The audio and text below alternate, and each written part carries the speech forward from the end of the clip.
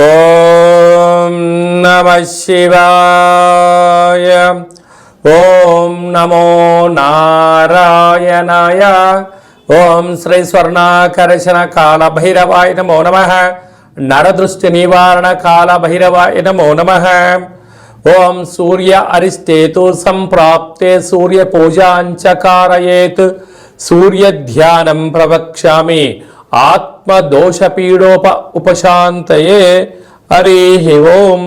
మా ఛానల్కి స్వాగతం. చూస్తున్న వీక్షకులకు ప్రేక్షకులకు ప్రియ కాళభైరవ భగవద్బంతులకి స్వాగతం పలుకుతూ మమ్మల్ని ఎంతగానో ఆదరిస్తూ ఉండబడినటువంటి ప్రియ సోదరీమణులకు అందరికీ కూడా సనాతన ధర్మ వీక్షకులకు సంరక్షకుల అందరిపైనను రథసప్తమి అనగా సూర్యుడి యొక్క జయంతి సందర్భంగా అందరికీ నిండు నూరేళ్ల ఆయురారోగ్యాలను ప్రసాదించాలని, ఎవరికి కంటి సమస్యలు, దేహ సమస్యలు, ఆత్మ సమస్యలు, అనారోగ్య సమస్యలు వాళ్ళకు రాకుండా సంపూర్ణ ఆయురారోగ్యాలు ప్రసాదించాలని సూర్య భగవాన్ని వేడుకుందాం. 16వ తారీఖు 2వ నెల 2024 నుండి 29/2/2024 వరకు పుట్టినటువంటి వారందరికీ కూడా ముందస్తుగా జన్మదిన శుభాకాంక్షలు. గతంలో వివాహం చేసుకున్న వారికి వివాహ వార్షికోత్సవ శుభాకాంక్షలు. ద్వాదశ రాశుల్లో గ్రహ గమనాన్ని ఒకసారి వీక్షింపచేద్దాం. మేషరాశిలో గురు సంచార స్థితి, కన్యరాశిలో కేతు సంచార స్థితి, మకర రాశిలో కుజుడు, బుధుడు మరియు శుక్ర సంచార స్థితి, కుంభరాశిలో రవి మరియు శని సంచార స్థితి, మీనరాశిలో రాహు సంచార స్థితితో ద్వాదశ రాశులలో గ్రహ గమనాలు ఫిబ్రవరి ద్వితీయార్థంలో ఈ విధంగా ఉన్నాయి. అలాగనే 21వ తారీఖున బుధుడు కుంభరాశిలోకి సంచారం చేయడం వల్ల అక్కడే ఉండబడినటువంటి రవి భగవానుడితో బుధుడు కలిసి ఉండడం వల్ల బుధాదిత్య రాజయోగము అంటారు. ప్రభుత్వ ఉద్యోగం ప్రయత్నం చేసేటువంటి వారికి ఇది చాలా మంచి కాలము అని చెప్పి గమనించాలి. దీర్ఘకాలిక సమస్యలకు 100% ట్రీట్మెంట్ గ్యారంటీ. 20 సంవత్సరాల ఎక్స్పీరియన్స్ కలిగిన అంతర్జాతీయ హోమియో వైద్యులు డాక్టర్ బెల్లంకొండ నాగేశ్వరరావు గారి ఆధ్వర్యంలో హోమియో ద్వారా 100% ట్రీట్మెంట్. For appointments 8121998560. మీ ఆరోగ్యం మా భరోసా. మీనరాశి వారు రథసప్తమి పండగ సందర్భంగా ఒకవైపు ఏలనాటి శని ప్రారంభ సంచార స్థితిలో ఉన్నారు కనుక ఎలాంటి విధి విధానాలు పాటించాలో ఈ వీడియోలో సవివరంగా సంపూర్ణంగా తెలుసుకుందాం. మీనరాశిలో ఏ నక్షత్రాలు వస్తాయనగా పూర్వాభాద్ర నక్షత్రంలోని చివరి పాదం 4వ పాదము, ఉత్తరాభాద్ర నక్షత్రంలోని 4 పాదాలు, రేవతి నక్షత్రంలోని 4 పాదాలు కలిపితే మీనరాశి. చాలామందికి పుట్టినటువంటి కాల సమయంలో డేటా బర్త్లు లేనటువంటి కారణం వలన పేరు యొక్క మొదటి అక్షరాన్ని అనుసరిస్తూ ఆ రాశిని తెలుసుకునే ప్రయత్నం అవుతుంది. అవి ఏ అక్షరాలు సరి పరిశీలన చేద్దాం. ది, దుమ్, షం, ఝ, ద, దే, దో, చ, చి అక్షరాల వారందరూ కూడా మీనరాశి జాతకులే.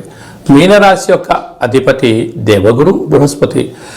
ఏడాది తర్వాత శని భగవాను చేత రవి భగవానుడు సంచారం చేయడము, రథసప్తమి పండగ రావడం వలన ఒకవైపు ఏలనాటి శని సంచార స్థితి, మరోవైపు వ్యయంలో రవి శనుల సంచార స్థితి ఉన్నప్పుడు వీరు ఎలాంటి పరిస్థితుల్లో అయినా తొందరపాటు నిర్ణయాలకు ఇది సరైన సమయం కాదు.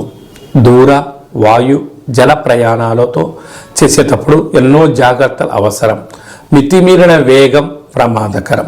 అది ఏ కాకుండా ఈ రథసప్తమి పండగ సందర్భంగా ఈరోజు నుంచి మీరు క్రమం తప్పకుండా ప్రతిరోజు సూర్యోదయం మునుపురమే నిద్రలేవడం, మంగళ స్నానం ఆచరింపచేయడము, సూర్య భగవానికి అర్ఘ్యం వదిలిపెట్టడము, 12 ఆసనాలు వేయడము, ముద్రలు నేర్చుకోవడము, క్రమం తప్పకుండా నడక వ్యాయామం వలన దీర్ఘకాలిక వ్యాధులు మీకు దరిచేరవు.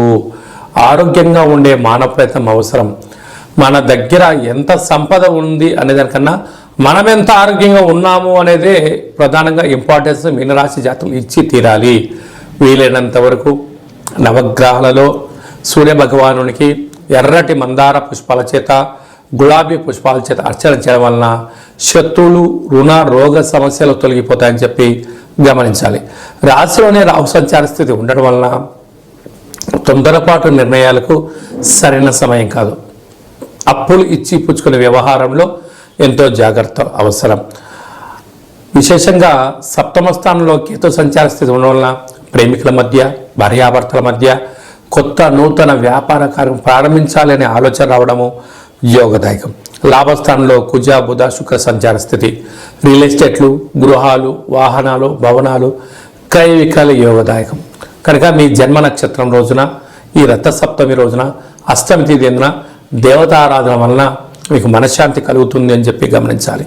నీటి వ్యాపారాలు, హోటల్ వ్యాపారాలు, స్వయం వృత్తులు, వ్యవసాయ సోదరీమణులు, గృహ భవన నిర్మాణ కార్యక్రమం చేసేవారు, హాస్య నటులు, జర్నలిస్టులు, యూట్యూబ్, వాట్సాప్, ఫేస్బుక్ నడిపే వారందరికీ కూడా ఏకాగ్రత అవసరం అని చెప్పి గమనించాలి. ఫిబ్రవరి మాసంలో 16వ తారీఖు నుండి 29వ తారీఖు వరకు ముఖ్యమైనటువంటి పండగల గురించి క్లుప్తంగా, సవివరంగా, సంపూర్ణంగా తెలుసుకుందాం.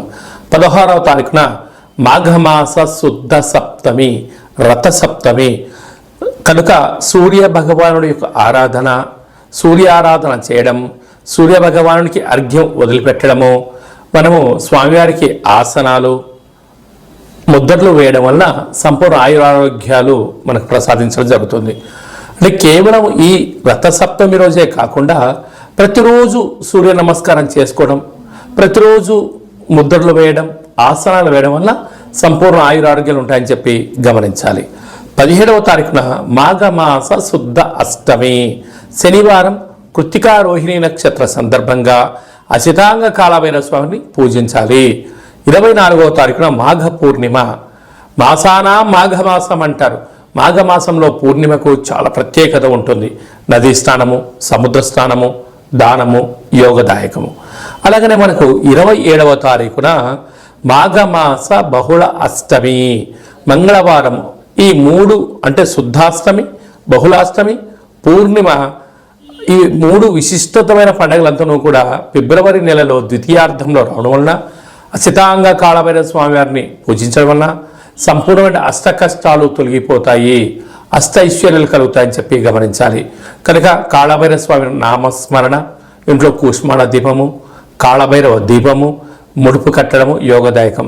అవన్నీ కుదరనటువంటి పక్షంలో ఈ కింది నెంబర్ సంప్రదించినట్లయితే మీ పేరు పైన భగవంతుడికి అర్చన, అభిషేకము, హోమము, కూష్మాండ దీపము మీకు చేయించి వీడియో కాల్ ద్వారా చూపించి ప్రసాదాన్ని కూడా మీకు పంపించడం జరుగుతుందని చెప్పి గమనించాలి. ఇంకా మనం విజయం సాధించగలగాలి అన్నట్లయితే ఈ యొక్క పాత్ర కంచు పాత్ర అంటే మనకు రాసులు 12 ఎలా ఉంటాయో 12 రాసులను ఇందులో అచ్చు వేయడం జరుగుతుంది. అంటే ఈ యొక్క పాత్రను ఇంట్లో పెట్టుకొని ప్రతిరోజు మనం ఏం చేయగలగాలి అన్నట్లయితే ఓం కాలభైరవాయ నమః అనేటువంటి మంత్రాన్ని ఉచ్చరింపచేయాలి. అనగా కాలాన్ని శాసింపజేసే శక్తి కాలభైరవుడు భగవంతుడు ఉంటుంది. ఉదయము, మధ్యాహ్నము, సాయం, సంధ్య, నిశారాత్రి ఎప్పుడు పిలిస్తే అప్పుడు పలికే ఏకైక భగవంతుడే కాళభైరవ స్వామి వారు.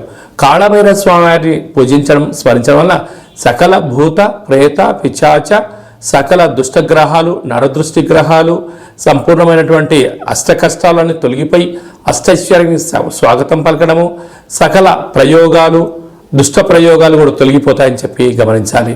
ఈ పాత్ర వల్ల ఉపయోగం ఏమిటయ్యనగా ఓంకారనాదము శబ్దం రావడము, కాళభైరవ స్వామికి స్మరించడం వలన మానవుని యొక్క దేహంలో ఉండబడినటువంటి షట్చక్రాలు వికసింపచేసి దరిద్రము పోయి అదృష్టం కలుగుతుందని చెప్పి గమనించాలి. ఒక్కసారి ఈ యొక్క పాత్ర ద్వారా ఎలా శబ్దం వస్తుందో ఒకసారి వీక్షింపచేద్దాం.